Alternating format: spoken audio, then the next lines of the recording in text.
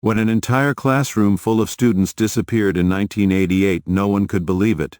It was a mystery that bewildered the nation as its children disappeared for almost 40 years. That is, until a woman came forward, Sophie Ryder, a woman who claimed to have been part of the class the day they went missing, promised to tell the chilling story of their disappearance. And something happened that no one could have expected. It was a Tuesday in April in 1988 when Mr. Hamilton led his students into the woods for a geography lesson. He thought it was a great day to look at the blooming flora and fauna, saying that real knowledge can often be gained outside the classroom through real-life experiences. He had no idea that this would become a huge mistake. The students were enjoying the nice weather, and the school principal was allowing it. He agreed with Teacher Hampton's methods and knew that he and the children would never be too far away. So when the clock struck 3, the entire school was in a panic. Everyone wondered where Mr. Hamilton and the children had gone. Principal Clarkson was the first to call the police, not wanting to get the hope that they were simply too late. He decided it was better to be safe than sorry. After giving the police the details of where Mr. Hamilton might have gone, 2 officers went out to search for them, but it seemed all in vain. But as minutes turned into hours, more officers and parents joined the search. They couldn't have disappeared from the face of the earth, said the mother, who went into the forest with a flashlight in her hand. Eventually, a platoon of men marched through the forest, and the police even began using Discover More egg video editing software, free transcription software, K-pop demon hunters, document translation services, multilingual content creation, translation API access, productivity software subscriptions, multilingual transcript service, ChatGPT plus subscription. Dogs, no matter their efforts, for some reason it didn't seem to work. That is, until the dog finally caught the scent. The loud barking of 2 dogs echoed through the forest, and parents in the area began to gain hope. The dog stopped when they found the ribbon, but not the girl who was wearing it nearby. After a few weeks, everyone gave up, fearing the worst. How could a group of 23 children and a teacher just disappear here? It was a mystery that many feared would never be solved. Symbolic funerals were held because no remains were found, nothing of the children except that lonely ribbon. When strange stories began to circulate, parents, family members, and loved ones never reconciled with their children. Over the years, people began to move away, unable to bear the loss of so many young lives. Folktales began to appear that during the full moon babies could be heard crying. The townspeople's imaginations went wild until Sophie Ryder showed up. No one recognized her as she walked the streets. But how could they? When she and others had been missing for almost 35 years, she was unrecognizable as she was now in her 4 seconds. She had never even seen her mother at that age. The way she looked now reminded her more of her grandmother than her real mother. On the day she disappeared, her first steps in the city were uncertain. Everything was much newer. The infrastructure had changed and everything was modern, something she had never seen before. She didn't even notice all the stares she received, because she didn't think twice about the weird rags she was wearing. But to the onlookers it was very strange indeed. "Ma'am," Sophie said to a woman walking past her. The woman seemed surprised by Sophie's sudden words, but remained polite. "Yes," she said hesitantly. "Where's the police station?" she asked, thinking that would be a great place to end this whole adventure she had been on, if you could even call it that. Following the clues, Sophie moves through the transformed landscape towards the police station. Noticing distinct changes, buildings rose where trees had once stood, and the streets were bustling with unfamiliar cars. Each step was a reminder of the time that had slipped away, but her focus remained on reaching her destination, driven by the weight of her untold story. The modern look of the city compared to her memories stuns Sophie, but her mission to find help remains clear. Electronic billboards flashed where handwritten signs once hung. People were absorbed in their devices, oblivious to the world around them. Sophie pressed forward, staring at the police station before her, a beacon of hope in this unknown world. Upon entering the police station, Sophie's outdated clothes and disheveled appearance attract curious and skeptical glances from officers and civilians alike.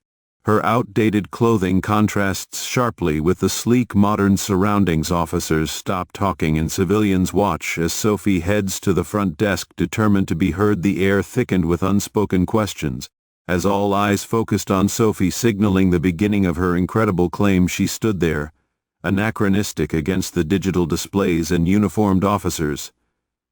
Despite the strange whispers and sideways glances, Sophie cleared her throat, ready to unravel the mystery that had consumed her and her classmates for decades. Despite skepticism, Sophie's determination shines through, setting the stage for her extraordinary story with every officer and civilian within earshot. Sophie begins to recount the events of that fateful day in 1988, drawing listeners deeper into the mystery with each word. The room fell silent, hanging on her every word, as she prepared to reveal what had happened to her and her classmates. Sophie gathers her courage and tells the police her story, claiming that she is the child who disappeared in 1988. She speaks seriously, her voice steady despite the incredulous stares. The officers scribble notes, their expressions a mix of curiosity and skepticism. Sophie's account of the day she disappeared fills the room, questioning the boundaries of belief. Police officers surprised by her account expressed skepticism, considering the possibility of mental instability or fabrication. They whispered to each other, weighing the plausibility of her story against its impossibility.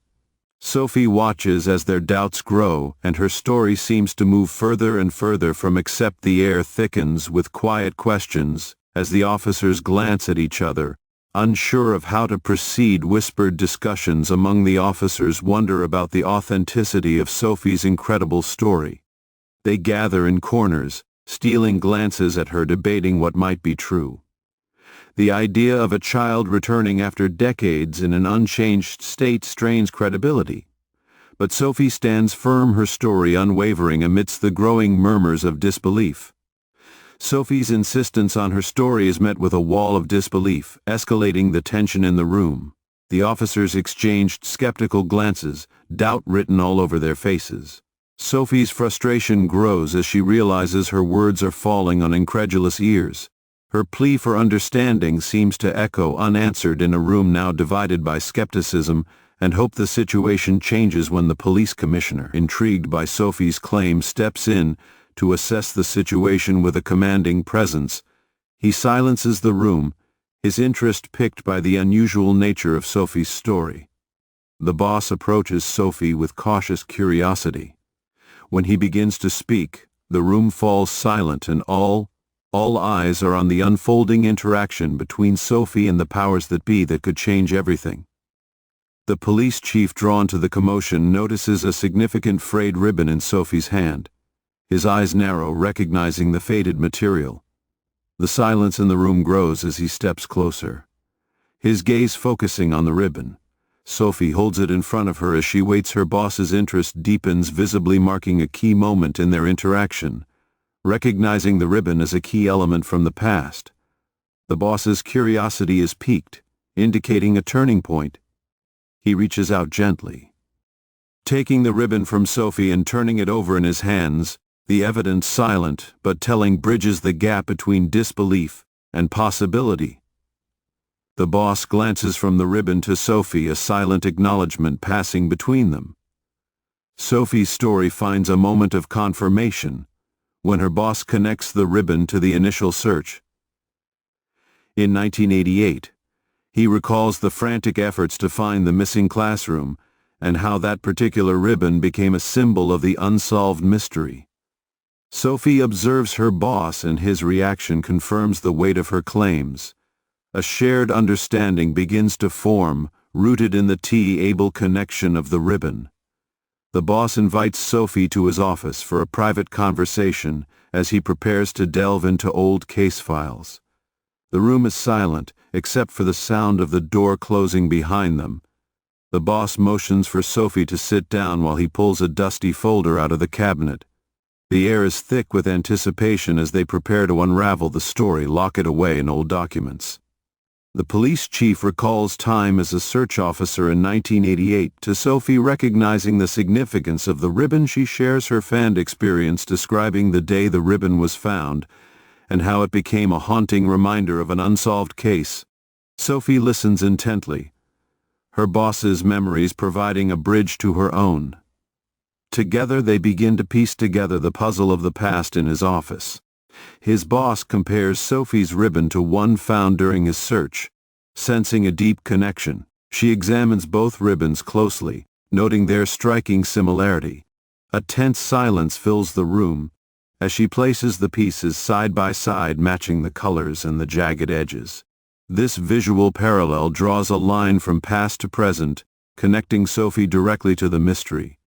The identical initials on the ribbon serve as undeniable evidence, lending the first element of physical credibility to Sophie's story. The boss, now holding both ribbons, turns to Sophie with a new look in his eyes. The skepticism that once clouded his judgment begins to clear as the initials meticulously stitched into the fabric. The chief's skepticism begins to wane, replaced by a budding belief in the extraordinary narrative. He sits back in his chair, absorbing the implications of the evidence presented to him. The reality of Sophie's claims, once incomprehensible, begins to take root in his mind. The room, once filled with doubt, now throbs with the potential to unravel a decades-old mystery. Encouraged by his newfound trust, the chief asks about the fate of the other survivors, taking a step toward discovering the truth. Sophie hesitates, weighed down by the weight of memories. Then she begins to tell the story of her classmates, her words slow but measured. The chief listens, intently piecing together the pieces of the story. Sophie tells each detail, a thread in the larger tapestry of their ordeal. Sophie reveals the loss of the professor and the survival of several individuals, painting a grim picture of their ordeal. The boss's expression turns somber as he realizes the gravity of Sophie's relationship. The story of survival against all odds is marked by profound loss and the resilience of those involved. As Sophie talks, a new determination falls upon the boss, fueling his resolve to dig deeper into the case.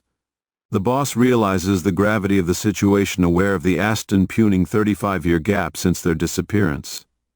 He leans forward, taking in the enormity of what Sophie has shared. His mind races with the implications of her story, understanding the vastness of time that has passed and the immediate need to act on this newfound information. Conversations shift to planning a rescue operation, as the chief understands the urgent need to find remaining survivors. He begins organizing resources, contacting specialist search and rescue teams. The atmosphere is tense but focused as discussions of logistics and strategy filled the room.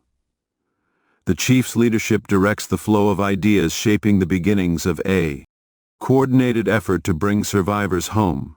Sophie's account of their survival evokes a mixture of hope and determination to help other survivors. The boss's commitment to the cause grows stronger, fueled by the resilience of Sophie and her classmates.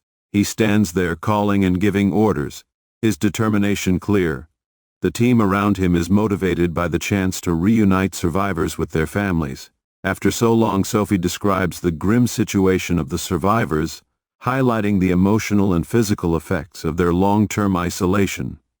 It talks about the hardships they had to face, the struggle for food and warmth, and the strength they had to muster to survive. The chief and his team listen, realizing the reality of the situation, emphasizing the urgency of the rescue operation. They are about to undertake. The logistical challenge of rescuing the others becomes apparent, and Sophie notices a small exit that only she could get through. He explains the difficulties of the terrain and the narrow paths leading to their shelter. The chief takes notes, his mind working on solutions to overcome these obstacles. The conversation turns technical, focusing on gear and strategies for reaching the survivors in their hidden location. The revelation that they survived thanks to a narrow escape route further complicates the rescue mission. The chief paces the room, considering the implications. Every detail Sophie provides is critical in shaping the rescue plan. She understands the complexity of the operation, knowing that conventional methods will not suffice. The team must innovate, finding new ways to navigate the dangerous path. Sophie describes the chief listens attentively, and the gravity of the story deepens his determination to help the survivors escape their long imprisonment. He nodded, absorbing Sophie's every word, the gravity of the situation etched into his determination with each detail. The urgency grows, forcing him to act quickly. The chief's focus sharpens, fueled by the need to bring the survivors back to safety. The conversation becomes strategic, focusing on how to carry out a rescue mission in difficult circumstances. Maps are laid out on a table and routes are discussed with rescue experts. The chief coordinates, making sure every angle is considered. Planning is meticulous as the team weighs the risks and strategizes the best approach to reach the survivors and extract them safely. The chief, although disoriented, is determined to act, calling in specialized rescue teams to cope with the difficult conditions. He orders the mobilization of experts equipped to handle the treacherous terrain.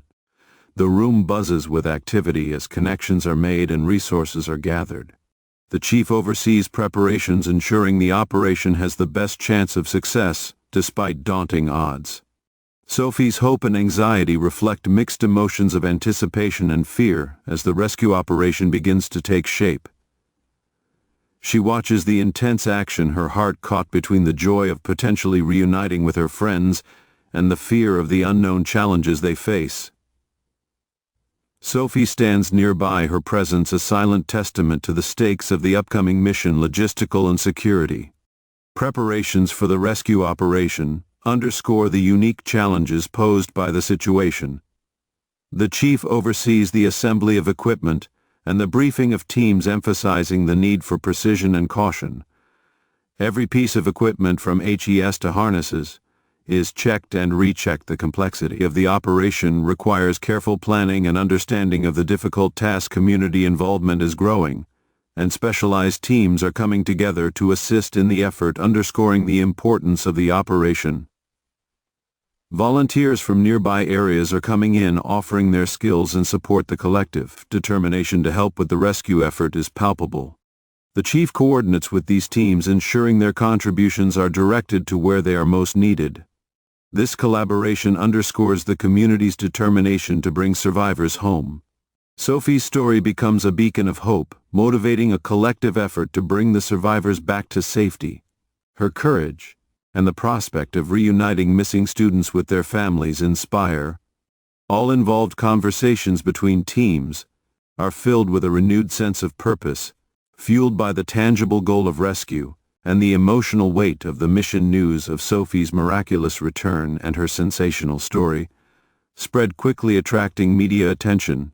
Reporters and journalists flocked to the police station, wanting to capture every detail of the unfolding drama. Cameras and microphones are everywhere, and media outlets are scrambling for interviews and updates. The police chief is carefully managing this influx, aware of the media's information power, but also the need to protect the integrity of the operation. Reporters and journalists flocked to the police station, wanting to capture every detail of the unfolding drama. Their presence marks a significant change in the visibility of the rescue operation, drawing national and even international eyes to the small town. The chief ponders how to maintain a balance between transparency and operational security. Sophie's story, now a global narrative, becomes a focal point for discussions about hope, resilience, and the human spirit, unprepared for the media onslaught. Sophie finds herself overwhelmed by the questions, and camera flashes, a stark contrast to her years of isolation. She tries to navigate through a sea of microphones pointed at her, and the bright lights momentarily blind her. Sophie, struggling to remain calm, is led away by officials who try to shield her from the intensity of the public gaze. The media frenzy brings Sophie's story into the spotlight, creating a public fascination with the story and the significance of the rescue mission. People across the country are glued to their screens, fascinated by the unfolding events.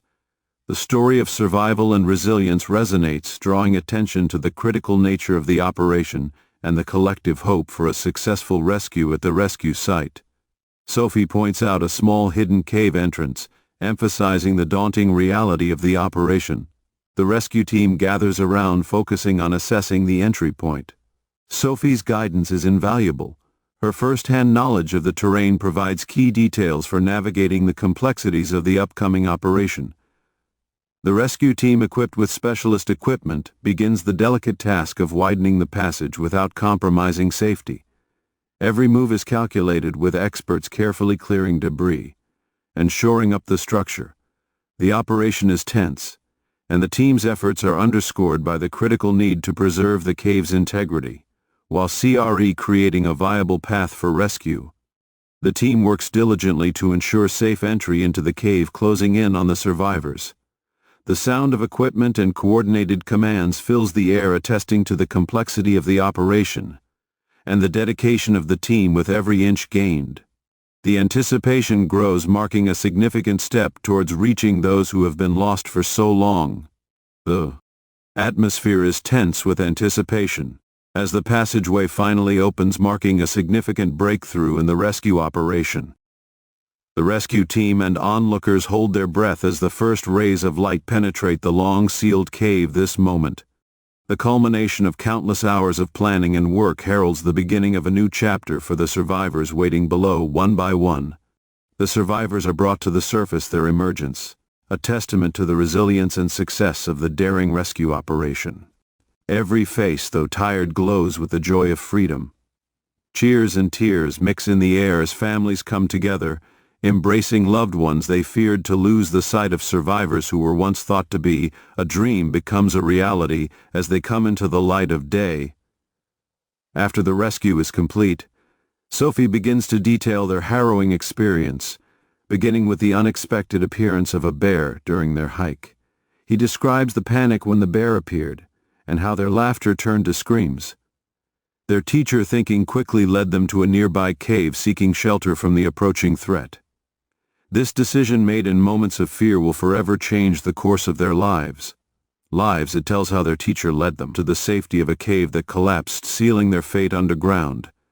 The collapse was sudden, a cascade of rock and dust blocking their exit. In those first moments, disbelief and fear gripped them, the reality of their situation sinking in. They were trapped with no way out, and their hopes rested on a slim chance of rescue.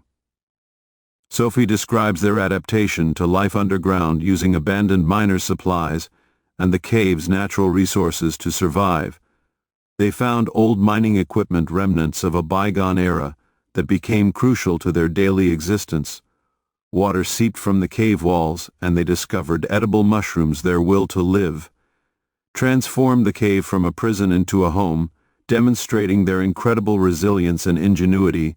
The story of their subterranean existence, sustained by an underwater river and natural flora, highlights their incredible resilience. They managed to survive in the darkness, relying on the whispering water and the meager resources of the cave. This testament to their survival skills underscores not only their ability to adapt, but also the strength of their spirit against all odds. The community listens in awe to Sophie's story of survival and adaptation, revealing a remarkable testament to human resilience. The people gathered in City Hall hang on to every word, moved by the story of resilience. The story resonates, bridging the gap between the unimaginable reality of the survivors and the outside world.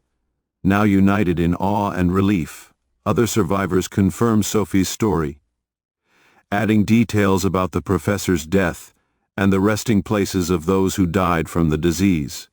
Their voices, though tinged with sadness, reinforce the narrative of survival.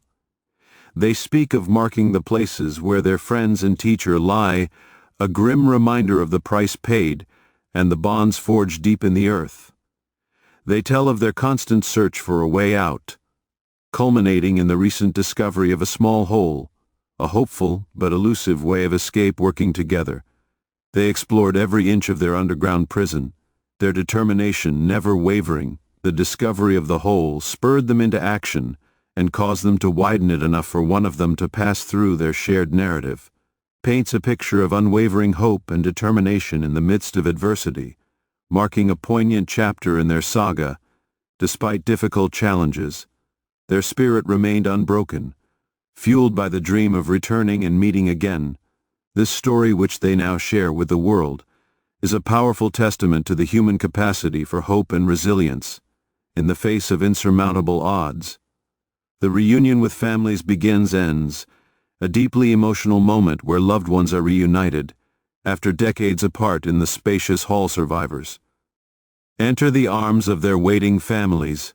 Tears and smiles mingle in a scene of pure joy. The air vibrates with the sounds of names being called, and hugs surround those who were lost, now found, and embraced with warmth. The survivor story, now public, has resonated widely, becoming a story of resilience, survival, and the indomitable human spirit. News outlets and social media are abuzz with discussion about the survivors' incredible journey. Schools and communities are holding meetings to share their stories, inspiring others with their unwavering courage and the power of hope in overcoming unimaginable challenges. Common support for survivors and their families underscores the powerful bonds of humanity, and compassion fundraisers and support groups are popping up, offering resources and emotional support. Local businesses are providing materials, and community specialists, our mental health professionals, volunteer their services, creating a network of care that surrounds survivors in a collective embrace, reinforcing the message that no hardship is too great when faced together. The story of the survivors, etched into the heart of the community, inspires people around the world. Letters and messages of support have poured in, each one a testament to the impact their story has had on the world. Survivors, once isolated in darkness, now shine as beacons of hope. Their legacy, a reminder of the resilience rooted in the human spirit. As the initial wave of media attention fades, survivors and their families begin their journey forward together. Community events are being organized to celebrate their return, integrating them back into society with love and support. The experience changed them, but it also strengthened the bonds within the community, showing the profound strength that can. You like this touching and surprising story? If so, we invite you to leave us a comment expressing your opinion. If you want to continue enjoying inspiring stories like this one, subscribe to our channel or check out the other videos shown at the bottom of the screen. Thank you for your cooperation.